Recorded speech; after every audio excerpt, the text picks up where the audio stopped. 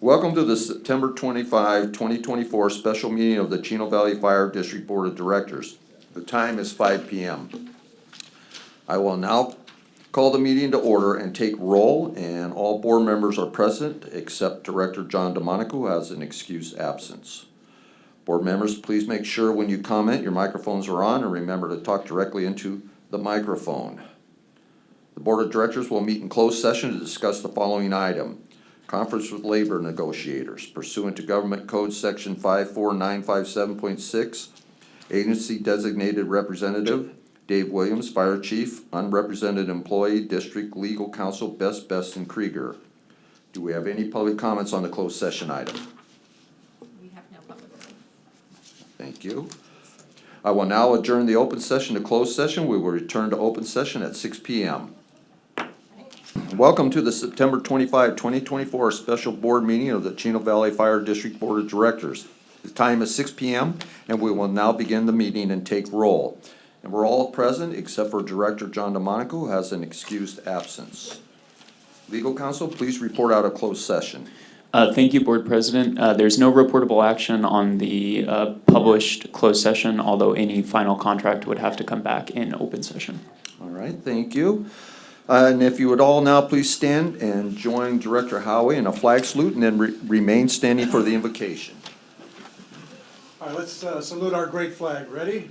I pledge allegiance to the flag Of the United States of America and to the republic for which it stands, one nation, under God, indivisible, with liberty and justice for all.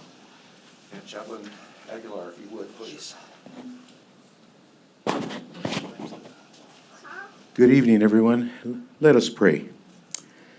Heavenly Father, Lord God, we come before you this evening, and we praise you, Father God, that we can come before your throne.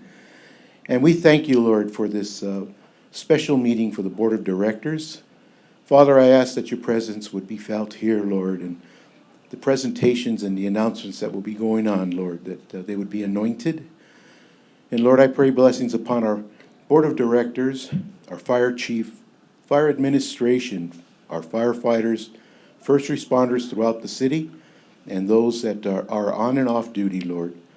Father God, we just thank you that we can come here, and we just ask for your love and compassion to be among everyone, Lord. So thank you, Father. We pray this in Jesus' name. Amen. Thank you.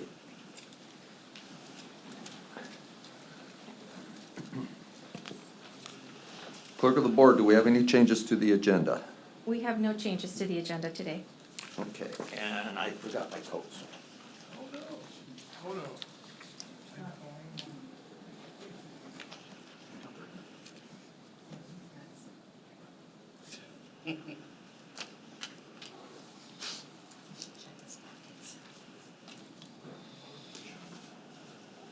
Welcome, everyone. The first item on our agenda tonight, under presentations and announcements, is new chaplain introduction, Yang Ling Wang. We invite Chaplain Yang Ling Wang to please come forward.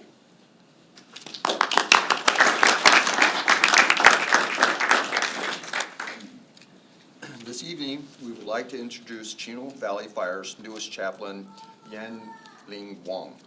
Yang Ling was born in Taipei, Taiwan, and resides in Diamond Bar with her husband, Ted. Yang Ling and Ted have two children, Megan and Jeremy. Yang Ling graduated from Arcadia High School. She also attended the University of Southern California, where she earned a Bachelor of Science degree in occupational therapy. Yang Ling worked with the California Children's Services as an occupational therapist. Yang Ling served in Frontline Prayer and Feeding the Needs Ministry. She has served with Bible Study Fellowship for over 9 years as a group leader, substitute teaching leader, and trainer. In her leisure time, Yang Ling enjoys baking, gardening, reading, and studying the Bible. Chino Valley Fire is blessed to have its first husband and wife team of chaplains, and we would like to welcome Yang Ling to the Chino Valley Fire family.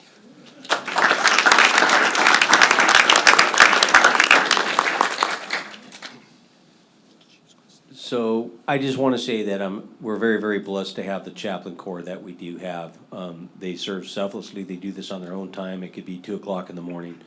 You know, in the fire service, we do this and we get compensated. We love what we do, but we do, you know, it's our living. So to have these folks come out and bless our community and pick up those spaces that only they can do, we're very blessed. We've been praying for this moment for a long time. We've been in search of another female chaplain. I believe this is probably our second one in our history. And so we're very, very blessed to have Ms. Wong. We're also blessed to have your husband, so we're blessed to have the both of you. But tonight is your night, and so he owes you dinner, but welcome aboard. And we're so thankful that you've decided to come and join us, and the community is too. Yes, thank you. Do you want to take a picture up here?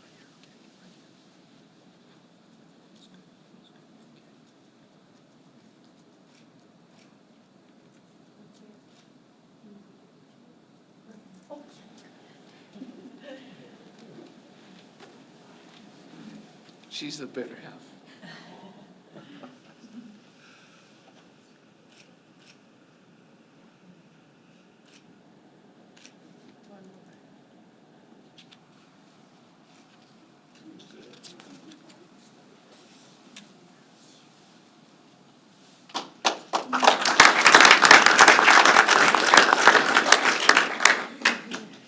The next item on our agenda is employee promotion. Deputy Fire Marshal Lena Lynn. We invite Deputy Fire Marshal Lena Lynn to please come forward. Lena Lynn began her career in the Chino Valley Fire District in 2007 as a reserve fire inspector. In 2008, Lena was hired as a full-time fire inspector.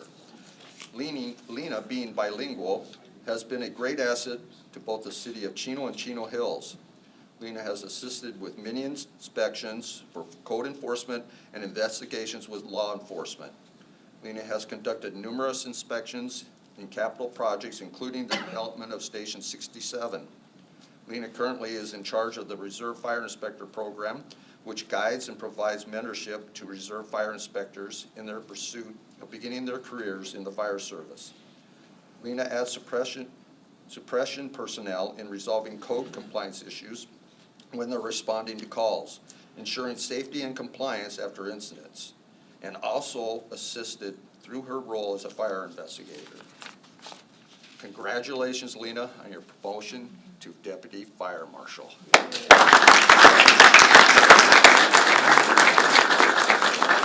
So I'm going to say a few words and then I'll welcome and congratulations. I'm going to say a few words and then I'll have Lena invite up whoever she's going to have pin her badge. I've said this many times in this venue. You know, I got in the fire service to do the suppression side of things, and as you start to advance through your career, you really start to broaden your perspective, and I can tell you firsthand that the department that Lena works in is really, in many, many ways, what this business is all about. For us, it should be, and that is preventing these things before they happen. So through the good work of folks like Lena, we do it very well here, and when we had a previous Deputy Fire Marshal Levis, Jim Powderly, if you know him, I was always really impressed with his engagement with the young people that come into our program, because many of them turn out and go get employment elsewhere. Some of them come back to us, or some of them we get to hire in the first round. And so I was always very impressed with Lena's ability to pick up where Jim left off, to really bring these young folks in and mentor them. And then the other thing for us here being in Chino Hills, with our Asian population community really, really growing, we've just an added benefit that Lena speaks Mandarin, Cantonese, which one? Chinese. Okay, one of them. But really, it's an opportunity for us to engage our community at a different level. And sometimes, you know, things can get broken down in communication. So it's such a value for us to have Lena, and she doesn't only do it for the district, but we've loaned her out to the city, to both of our cities, to help them navigate some issues we've had from time to time. So I couldn't be more proud to present this to you, to say congratulations, and I'm so happy for you. And I don't know who's going to. Holiday. Okay. One person that's been Okay. standing behind me and gave me a lot of support and help in my career. But don't hurt. Yes. Okay. There you go. Thank you. All right, congratulations. You can come on in for, you want us out or in? Out first and then. Okay. Sometimes you just gotta ask. Don't make it awkward.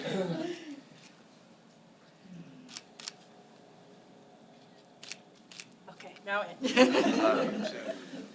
You're Everybody? good, stay. It's a family affair.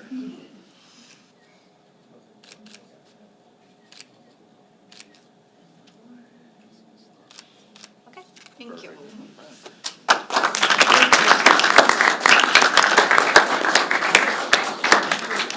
Okay, we're going to take a 5-minute break here for additional pictures, and then we'll resume the meeting at, let's say, 6:15. The public hearing for properties declared for weed abatement is now open. The next item on our agenda is public properties declared for weed abatement. Purpose is for the public to comment on the declaring and noticing of property owners for weed abatement. And the report today will be by Deputy Chief Jeremy Alt. Good evening, everyone. This is a bit of a routine for us now. So as you're familiar, at the April 11th meeting, the board adopted a resolution in notice in accordance to our weed abatement. So our crews have completed their spring re-inspections, and they found some additional parcels that were non-compliant. Those property owners have received a notice to destroy. And what is in each notice is the property owners were given until September 25th today to abate those hazards. Our crews will actually go out and start re-inspections of those starting tomorrow. In that notice, it mentions that the notice of the hazard is subject to administrative citation and action on our office to abate those properties. And like I said, they're gonna start tomorrow with those re-inspections and take whatever noted actions to bring those properties into compliance. With that, it is recommended that the Board of Directors review public comment on the declaring and noticing of property owners for weed abatement and subsequent actions and charges, as well as make any rulings on any and all objections raised regarding the proposed removal of weeds and said charges. That concludes my report. Thank you. Clerk of the Board, do we have any public comments on this agenda item? We have no written requests to speak on this item. Is there anyone present who would like to address the board on this item at this time? Seeing none. Okay, the public hearing is now closed. Time for board comments. Any comments? Anyone? No? Okay. At this time, I'd like to request a motion. So moved. No, second. Okay, we have a motion by Director Krieger, second by Vice President Ramos Evinger. All in favor, say aye. Aye. Motion carries 4-0-1 with one absent, that being Director DeMonico. And the next item on our agenda is public communication. This is the time and place for the general public to address the Board of Directors about subjects that do not appear elsewhere on the agenda. The public may address items on the agenda at the time addressed by the board. Due to board policy and Brown Act requirements, action may not be taken on any issue not on the agenda. When you address the board, please state your name and address prior to making your remarks, and please limit your comments to 3 minutes. I have no written request to speak under public communications. Is there anyone present who would like to address the board under public communications? Seeing none. The next item on the agenda is liaison reports to the fire district, and we invite Suzette Dang from San Bernardino County 4th District to please come forward. Good evening, President Luth, Vice President Ramos Evinger, directors, Chief Williams, deputy chiefs, staff, and Chino Valley residents in the audience. Suzette Deng with your 4th District County Supervisor Kurt Hackman's office. First of all, congratulations to our new chaplain, Mr. and Mrs. Wong, and Deputy Fire Marshal Lina Lin. Supervisor Hackman's document shredding event is this Saturday, September 28th at the Upland Memorial Park located 1150 East Foothill Boulevard in Upland between 9 a.m. to 12 p.m. or until the shredding trucks reaches capacity. It is limited to 3 standard-sized filing boxes of documents, and this event is free for all San Bernardino County residents. Pre-registration is recommended through eventbrite.com to expedite the process, and that link is hagmanshred0924.eventbrite.com. And on the same day, only for our unincorporated residents in the area, community cleanup event will be at Lyle Briggs Fundamental School located 11880 Roswell Avenue in Chino. Our county code enforcement team will be on site collecting trash, tires, and e-waste. For questions regarding this event, for more information, please call 909-383-2133. And also for our unincorporated area residents only, join the Land Use Services Department for a community open house on Wednesday, October 2nd at Chino Branch Library located 13180 Central Avenue in Chino. Meet the team of Building and Safety, Planning Services, Code Enforcement, and Land Development.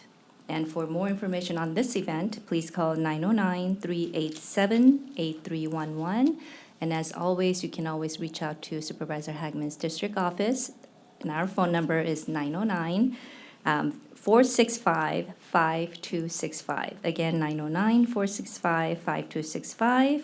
And we encourage everyone to sign up for Supervisor Hagman's newsletter for upcoming events and county updates. Thank you. Thank you, Suzette.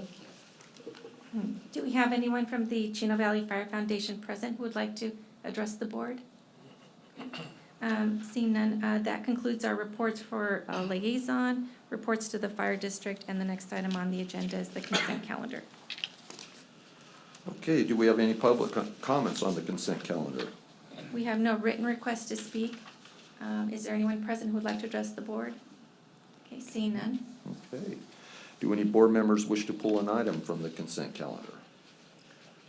No, seeing none, I would look for a motion. Okay. And a second? I'll second that. Okay. We have a motion from Director Howie, a second from Vice President Ramos Evinger. All in favor, say aye. Aye. Item carries 401, one being absent, that being Director DeMonico. The next item on our agenda is under new business. Item number 9, amendment to agreement number 2023-14 with Atkinson, Andelson, Loya, Rudd, and Romo. The purpose is for the Board of Directors to review, approve, and authorize the fire chief to execute the amendment to the agreement with Atkinson, Andelson, Loya, Rudd, and Romo to provide labor counsel for the Chino Valley Fire District. And the report today is by Human Resources Director Anthony Arroyo. Thank you.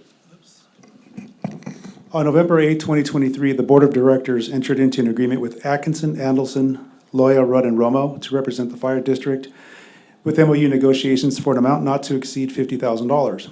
To date, negotiations are ongoing, which has resulted in a suggested increase of $20,000 to the original agreement.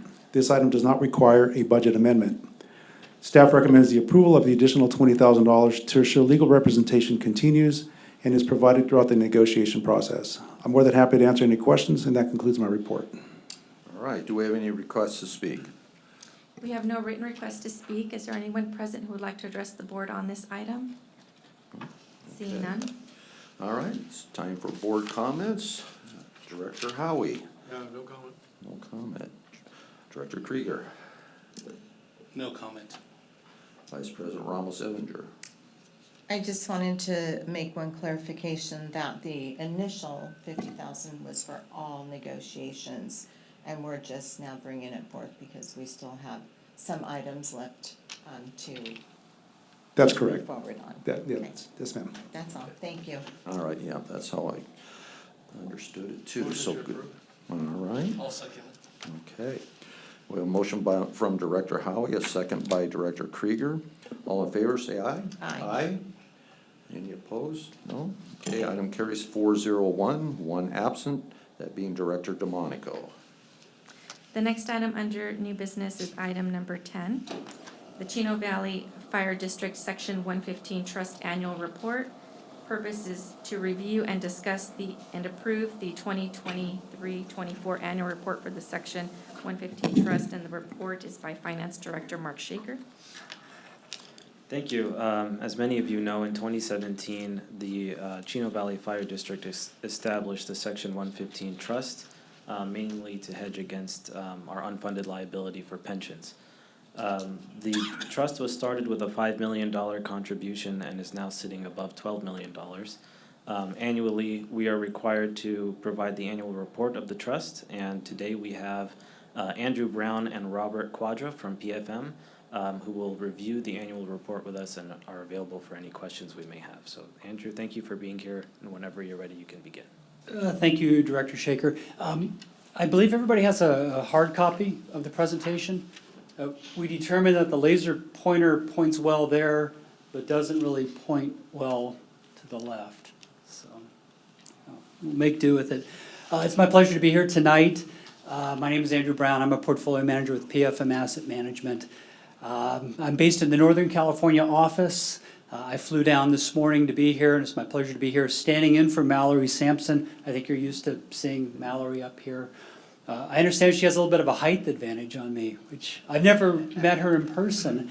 I've only officially been a portfolio manager with PFM for, since January 1. I come here by way of the U.S. Bank acquisition of Union Bank. I spent my first 26 years working for Highmark Capital Management, which is a subsidiary of Union Bank, or was. And then PFM acquired us, or U.S. Bank acquired us, so now we're part of the PFM family. So it's my pleasure to be here, but geez, I mean, since 2007, I've been working with OPEB Trust, and since 2015, working with Pension 115 Trust, so hopefully it's not too much of a drop-off between Mallory and myself.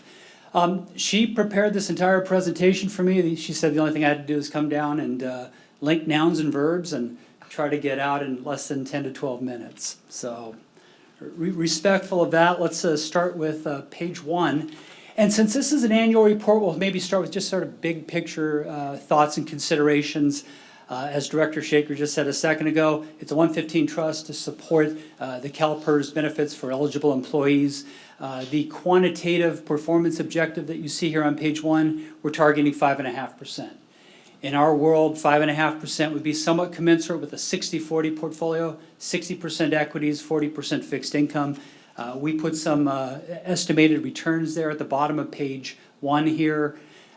For a shorter term horizon of 5 years or less, we would put forth that this type of allocation would generate 7.3%, so well north of 5.5%. For a longer term, multi-decade horizon, 6.8%.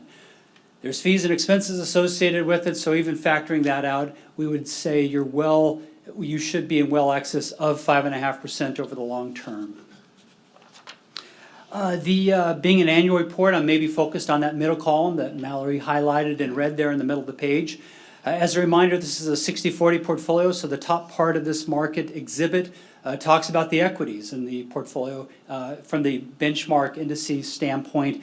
And really, you look at the top section, domestic equities over the last 12 months for the period ending June 30th, what's not to like? S&P 500 up 24.5%, Russell 1000 almost 24%.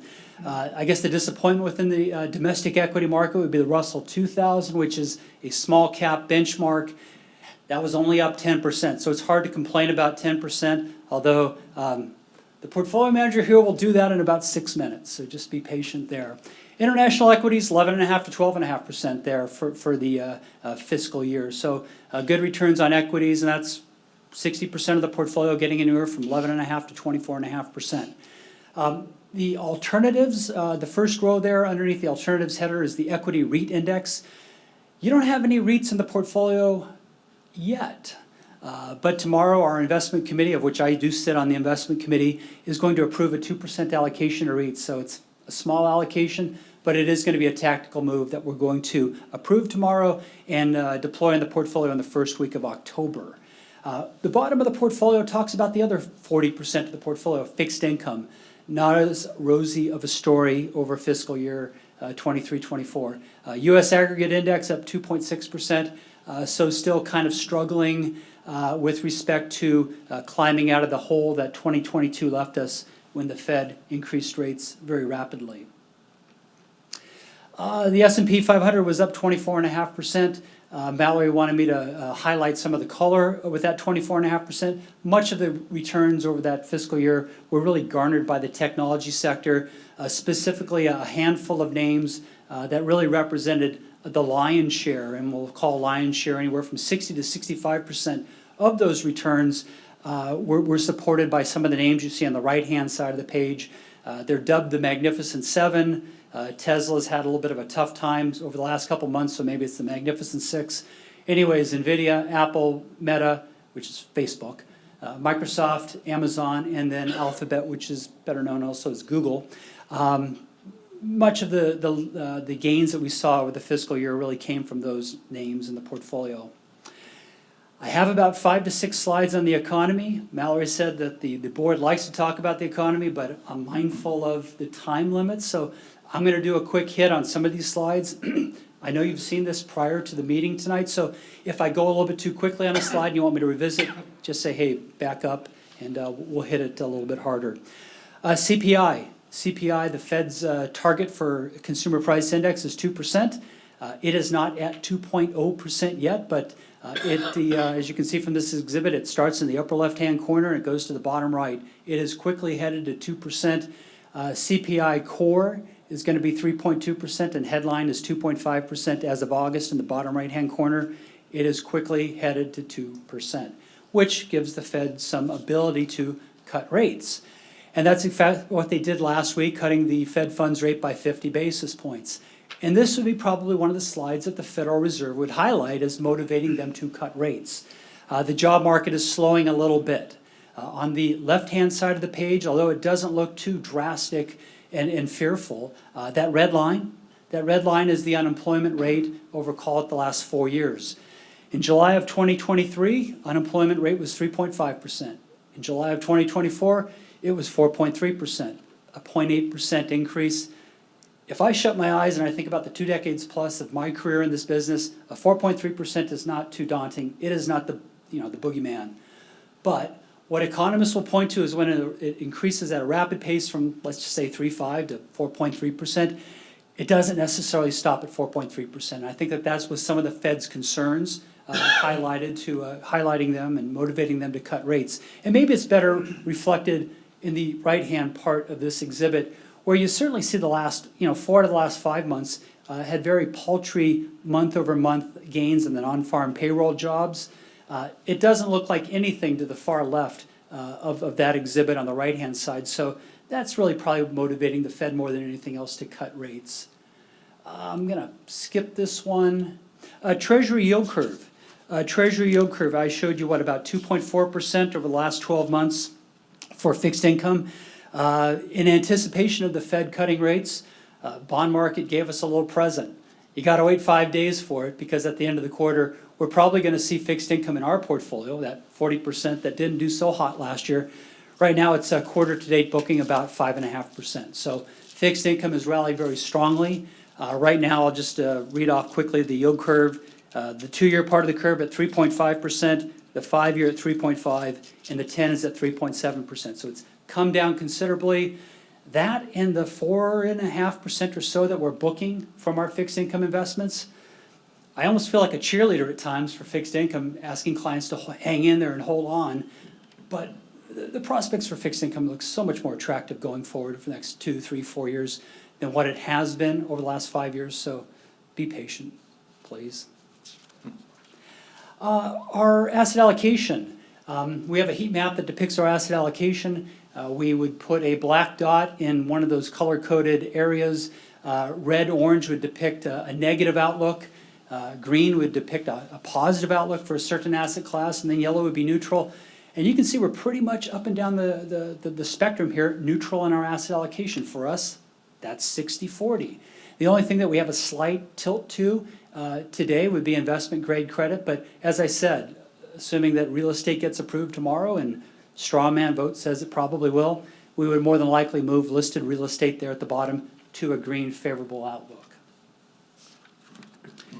Okay, so that would be maybe the first section addressing the economy and the market. Any questions on that before I talk maybe a little bit about the performance? Any questions? No? All right. Okay, so I have a couple slides on performance and maybe some of the portfolio transitions over the last 12 months. Once again, this is an annual update. So at the top left-hand portion of this exhibit, the 1-year column, when is 12.07% a disappointing number over a 12-month period of time? Well, when the benchmark's 12.3%. So I come here today with, the good news that we booked a little bit over 12%, but the negative outlook that, we fell a little bit short of our benchmark, which would be 12.3%. And if you look at the 1 quarter where it was 1.2 versus 1.49%, you can kind of do some quick math and discern that we had a slight lead going into the April May, June period of time. So a disappointing way to end the year, but still I'm somewhat pleased that we were able to bounce off 2022 on a consistent basis this year and at least present you 12%. Over longer periods of time, inception to date, we have a slim lead over our benchmark, and that's really one of the things that you're hiring us to do. Generate returns over 5.5, but also beat a benchmark. Upper right-hand corner shows the portfolio of value assets as of the end of the fiscal year, a little bit over $12 million.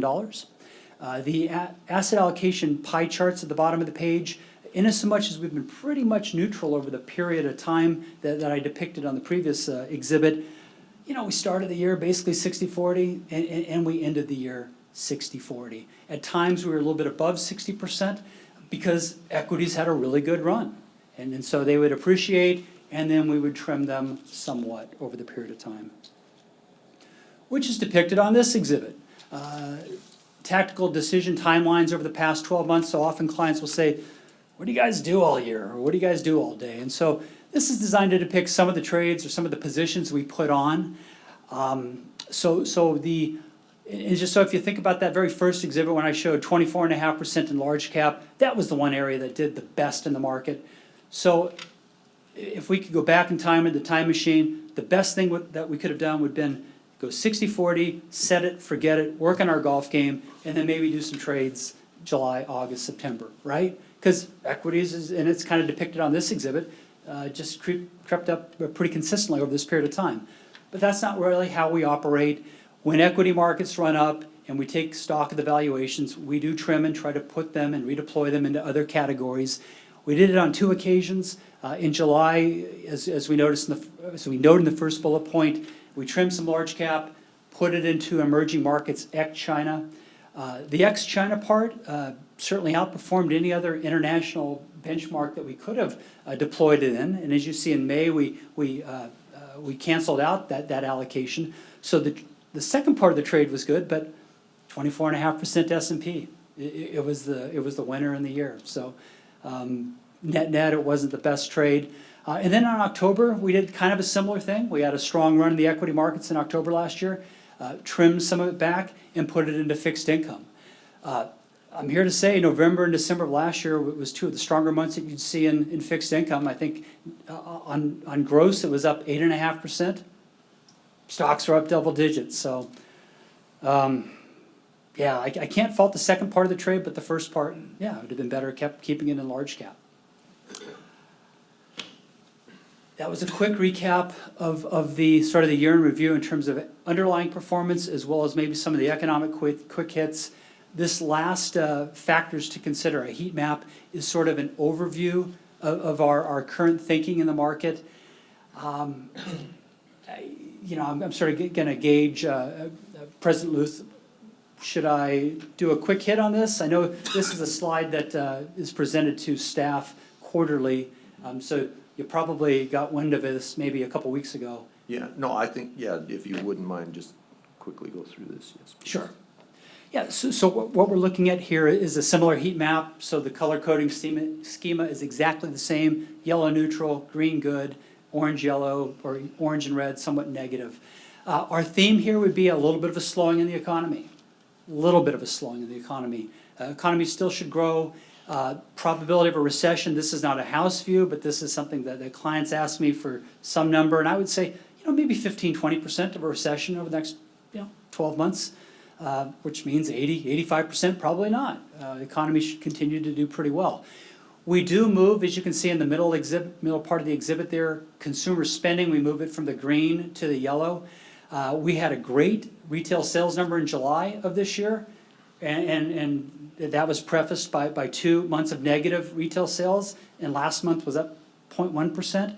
So, retail sales are a little bit spotty. It's not consistent. We're seeing weakness in the labor market, and that exhibit that I shared earlier. So labor markets are at 3 o'clock. We moved that to neutral. The growth in jobs is not what it was over the previous 2 years. So not enough to make us think about recession, but certainly enough to make the Fed think about not possibly, cutting rates. Inflation, in the upper right-hand corner, we have moved inflation to the green, so it's a favorable outlook. And I think that exhibit I showed definitely showed a decline in the inflation rate. This exhibit is developed in the first week of any quarter. And so you look at the upper left-hand corner, monetary policy. Yeah, I mean, if we mark to market this exhibit or had a mulligan, or we knew what the Fed was going to do, we certainly would move it from neutral to green. The Fed cut 50 basis points last week, gave the projection that they're going to cut another 50 basis points before the end of the year, and more than likely looking at 100 basis points in cuts in 2025. So that certainly will merit moving that to the green outlook. And then finally, I'll just sort of, I got to focus on the one red outlier, the only one that we have here, political risks, right? And so we would start certainly with geopolitical risks. So we're going to capture the third year of Russia, Ukraine, certainly acknowledging what's going on with the Middle East, with Israel in that conflict there, and throw in maybe China and Taiwan and what might transpire there. So in and of itself, that gets the black dot in the red region. But given that we're coming up on election, new president in 6 weeks or something like that, there's a lot of uncertainties with what's policy gonna look like for the next 1, 2, 3, 4 years, right? What's tariff and trade gonna look like with one administration versus the other? My big North Star in all of this is in the first Trump administration, there were $4 to $4.5 trillion in tax cuts enacted that are set to sunset in 2025. So that's with a T, trillion. What are they replaced with? Are they replaced with tax hikes at the corporate level, at the personal income level, or are they extended off into 1, 2, 3 years into the future? If they're replaced with tax hikes, you just look at the middle, consumer spending, move that a little bit over to the left, valuations, move that over to the left. I mean, there's going to be definitely some impact in terms of what might transpire in terms of policy. And then, of course, even immigration. To the notion of, just from an economic standpoint, if you remove 1, 2, 3, 4 million people from the population, you're going to impact labor, you're going to impact consumer spending. So whatever administration takes hold there for 2025 and on, there's definitely going to be some impact in terms of how we position the portfolio and what the economy looks like. So I try not to dodge it too much, but these are the things that we think about. So. All right. Thank you. Do we have any requests to speak? We have no written request to speak on this item. Would anyone like to address the board on this item at this time? Seeing none. Okay. Board comments or questions? Director Howard. I'm glad, thanks, it was a great report, very informative. It's good to see our balance continuing to grow. That's the important thing in this particular investment account. So if we're getting close to 6% on 12 million, that's about $720,000 of income profit that we're getting into the account. Is that correct? Somewhere around that? Yep. Yeah. So I hope it continues to grow for us. That's great. That's all we got. Yeah. All right, Director Krieger. I appreciate this very much. Thank you for coming down for this. I just want to kind of point out that we started with $5 billion. All of the gains has not been because of simply good investment. We've been throwing continuous money, capital into it as time has gone on, which is a testament to us taking our unfunded pension liability very seriously. So I appreciate that we're doing this and that we're still trending in the right direction, and that Mark's doing a good job figuring out, when do we pay that down more with CalPERS and the balance over that. So I just encourage us to continue to go on with this trend. Okay. Vice President Ramos-Evinger. I just want to thank you for joining us this evening and for the report. We appreciate it. Thank you. Yeah, you filled in well, Andrew. Thank you. Yeah, I agree. I'm glad we've been in a position to where we've been able to fund monies into this to help it grow, as well as the investments and what we're earning. In my prior job, I was a 401K trustee. I'm glad I'm not anymore. Seems to have gotten a little more volatile than it once was. So anyway, thank you, Andrew. Appreciate the report. Okay, thank you very much. At this time, I would look for a motion. Motion to approve? Okay, we have a second. Second. Okay, we have a motion from Vice President Ramos Evinger and a second from Director Krieger. All in favor, aye? Aye. Aye. Any opposed? No. Item carries 401, one being Director John DeMonico being absent. Fire Chief Dave Williams, do you have any comments? I do have a few, so bear with me. On August 29th, staff attended the first annual 2024 Women's Conference in Ontario Convention Centers. You'll notice this is under the heading of personnel development activities. So very encouraged that our staff are taking it upon themselves to engage in these activities. They brought this to my attention. I supported it, so I think that's a great thing. And I actually think maybe one of our directors attended, our vice president attended as well.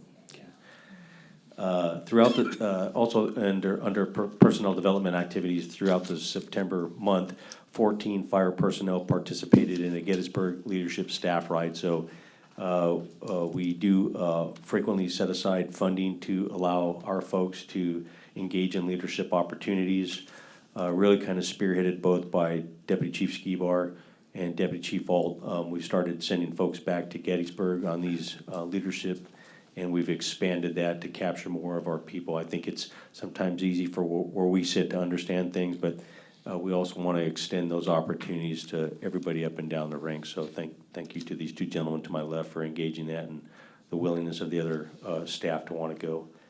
Under board activities and public relations on October 13th through the 16th, board and staff members attended Fire Rescue International. It was a great opportunity for me to spend some time with the board members and see some different aspects of the fire service and some different technology and different kinds of things that are out there that we might be able to bring back to the district. So it was a great conference. On September 19th through the 12th, board and staff members attended CSDA annual conference in Indian Wells. Always a good time to get caught up in all of our requirements to keep our platinum distinction. So another good conference. On September 11th, we hosted our annual 9/11 memorial service at Station 66. So as always, I kind of mentioned this the other day at a different venue. Our honor guard and our pipes and drums do an amazing job. And thank you to all staff and personnel, and quite frankly, thank you to the community and the other electeds in the area that attend this and support our folks to have their moment in time to reflect on those that lost their lives in that tragic event. Under organizational items of interest, on August 22nd, I attended the San Bernardino County Fire Chiefs Association meeting. August 27th, we had a Con Fire Administrative Committee meeting. On September 5th, we had the West End JPA meeting. September 7th, staff participated in the Chino Cares Emergency Preparedness Fair. On September 18th, the State of the County, many staff members and board members attended the State of the County at the San Bernardino, Ontario Convention Center. On September 19th, I met with Assemblymember Phil Chin and local business manager Steiner to discuss different collaboration opportunities to partner with labor over when we're getting ready to build our fire station, if there's anywhere we can partner with them to engage local community workforces. On September 24th, it was a Con-Fire Joint Board of Directors and Administrative Committee committee meeting. Myself and Director Krieger, Chief Alt, Chief Skibar, and Chief Gable all attended. And I'll make a quick comment a little bit later in my report regarding the state of the ambulance that came out of that meeting.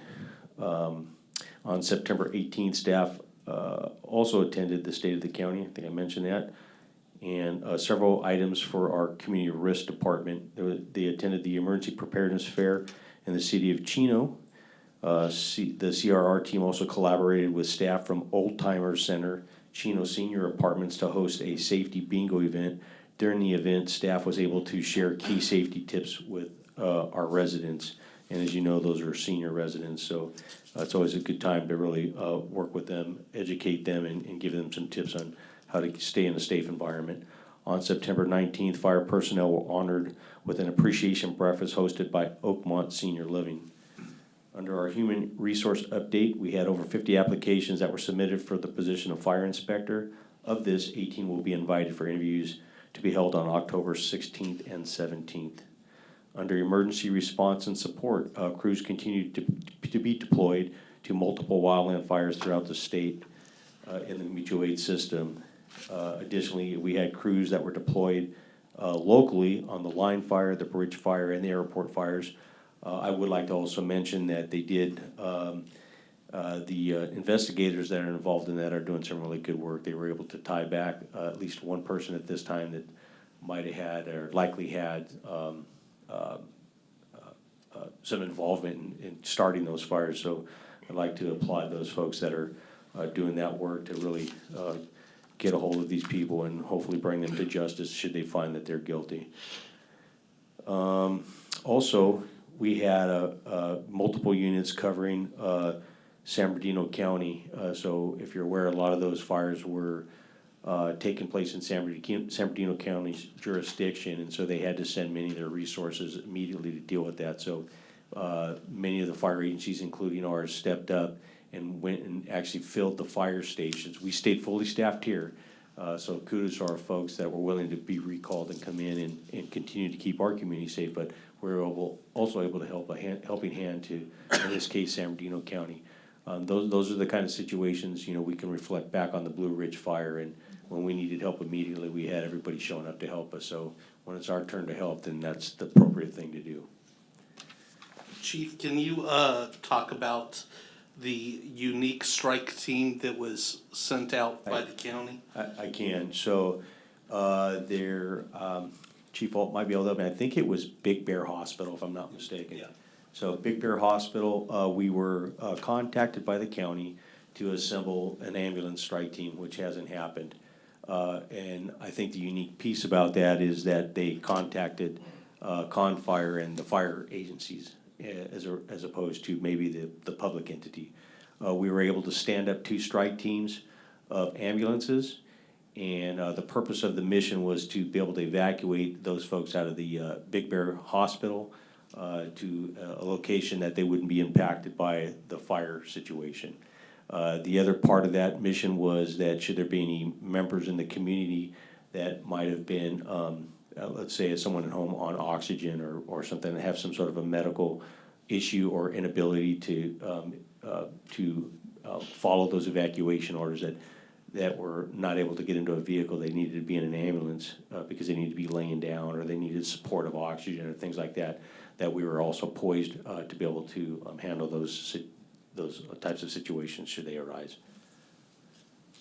So that's really it for the emergency ops, and 2 more items here, upcoming meetings. We have our open house, October 5th, 9 to 12 at our training center.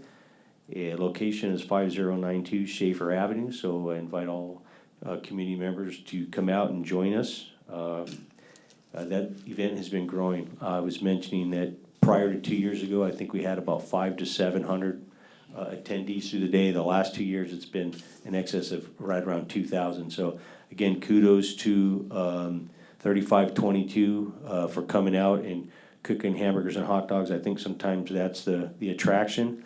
But they also, the first year that it went in excess of 700, they were scrambling, and they did a great job they came with a certain amount of food, but they did a good job of getting out to the stores and gathering some more food so that no one went unfed. So great job to those folks.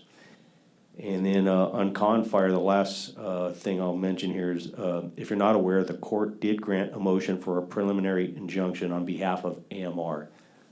Confire is still invested in the process.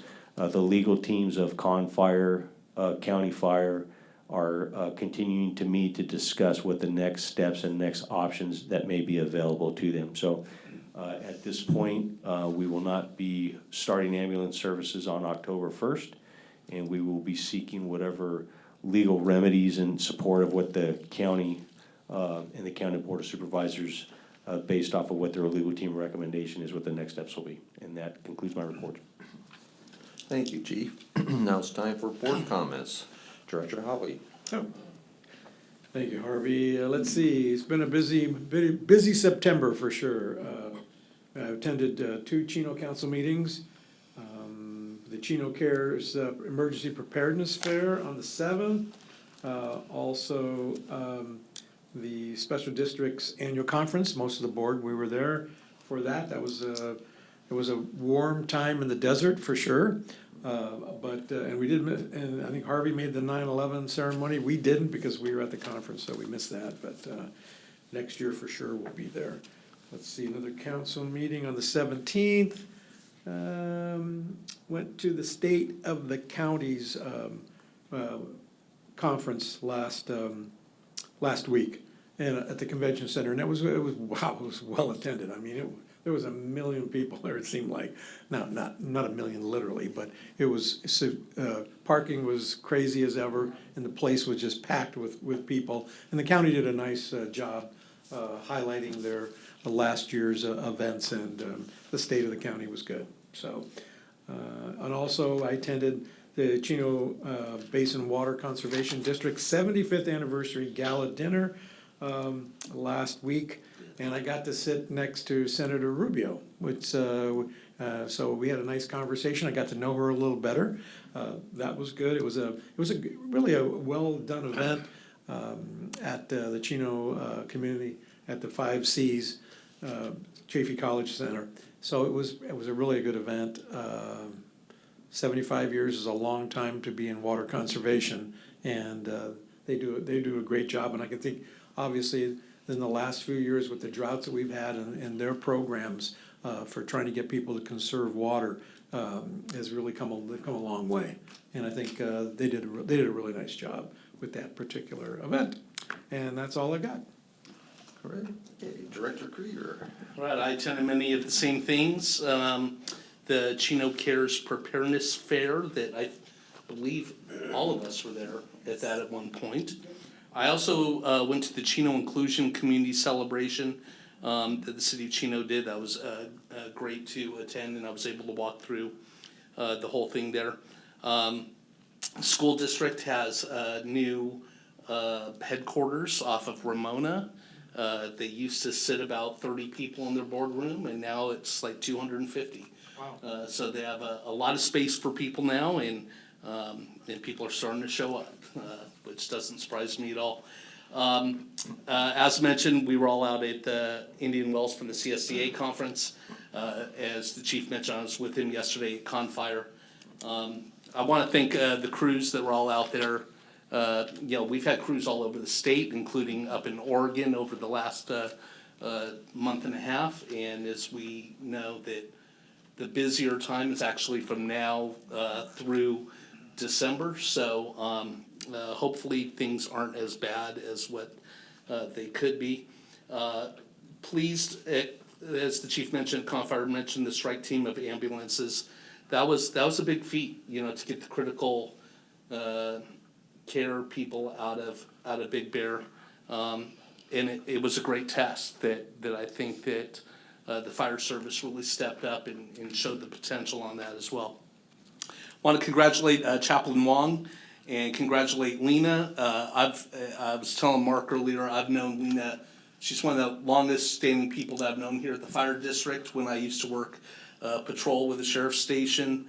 I met her, got to know her during a kidnapping situation that she assisted us with, and with her communication skills there, her translation skills. So it was that was back in 2013. So great to see her get promoted as well. So that, I'm done. All right, Vice President Ramos Evinger. Okay, and I get Director DeMonico's time as well, right? No. Teasing. So I had an agenda review meeting with President Luth, which items are on tonight's agenda. The CSDA meeting, I had our conference, the 9th through the 12th. The Chino Cares Emergency Preparedness Event. And one thing that kind of shocked me on that is that we all need 10 to 14 gallons of water per person per day. And we should be storing that for at minimum of 2 weeks in the event of an emergency. So I thought it was a little less. I was a little surprised when I did my calculations of it. And that's not even, we need to take into consideration pets, et cetera. So on that, that was a little eye-opener to me. How many showers a day do you take? 14 gallons, that's a lot of water. That's drinking water. Really? That's drinking, yeah, water, et cetera. That's, they did the little, I wrote down, they did the calculation for me, so. Let me see here, we had our special meeting, I had my meeting with the, fire chief. We had a couple special meetings, our Chino Hills Council meeting yesterday morning, attended Rotary, and we had Alex Wright from the Chino Police Officers Association do a fabulous presentation for us on what they consider their union not to be a union, but they are a service to the community. And they have found that their outreach to the community has made their job a lot easier because during those hard times, they have relationships and such. It was a fabulous, thank you for bringing it on, because it truly was a wonderful, I've seen a lot of this over the years in working with it, and I'm glad that they recognize themselves as a service club to help people. They're there for people, and that's what we're all in the job, to help the people that we serve of our community. So that was just, it was, I think you did a fabulous job. And those there, I think you can agree with me on that. I hope that our open house this year is just a tad cooler. It's always been a little warm, so I'm hoping, I'm praying that we get some nice weather for that, yes. Director Krieger, I want to thank you for recognizing our frontline folks, because we all know that it not only staffing, but it impacts everybody, impacts their family. So thank you for recognizing that, and thank you, Chief, also for bringing it forward of what we do in other area, in areas when we are backing up, and as we ask other people to help us during our emergency crisis as well. Let me see, I have my little notes. I'm just ecstatic to have Yang Ling as our female chaplain. We've had that void since Tricia moved away, and it is wonderful. It's gonna be an amazing thing. She's an amazing gal. They both are. Both her and her husband are fabulous people, and what a great addition to our chaplain program. So also with Lena, she is so deserved, and I can't wait to see her thrive in this position. Super excited about that as well. And I think that is, let me see here, that's all. Thank you so much. Okay. So some of the same things, the Chino Cares Emergency Preparedness was attended that, the ASBCSD meeting, agenda meeting, finance meeting, CSDA as was already mentioned, attended that, special board meeting, and then the 9/11 event, as always, so well done. I so appreciate how that is put on and where the focus is and where it's not. So we just need to keep doing it that way. It's so well done. I'm so glad we keep doing that, and I appreciate everybody's efforts on that. I agree, the pipes and drums are just phenomenal.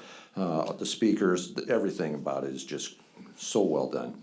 And I agree with other comments that we are in such a wonderful position to be able to help and send people out, up and down the state, out of state, here in Upland, assisting there, covering, helping, to be able to do that, to have the staff that's able and willing to do it. We have the equipment.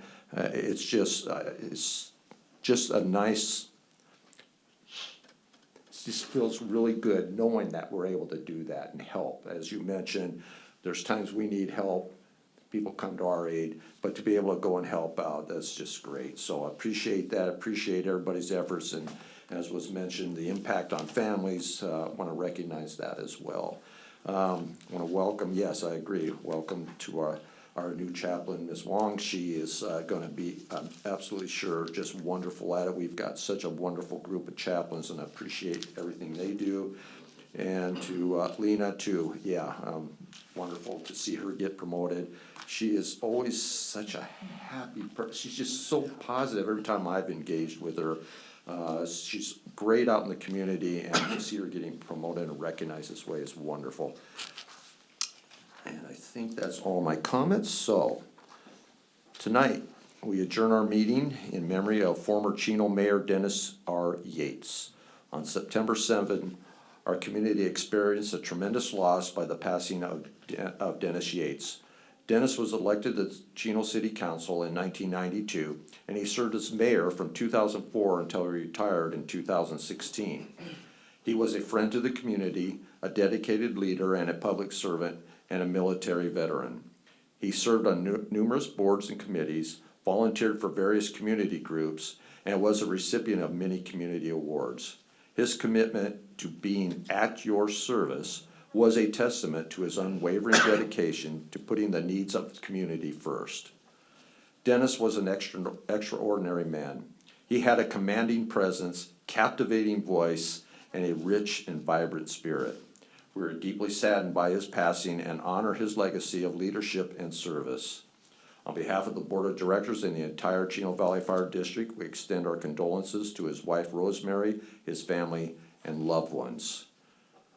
This meeting will be adjourned to a regular meeting of the Board of Directors of the Chino Valley Independent Fire District to be held on Wednesday, October 9, 2024 at 6 p.m. at the Fire District Administrative Headquarters located at 14011 City Center Drive, Chino Hills, California, 91709. We are adjourned.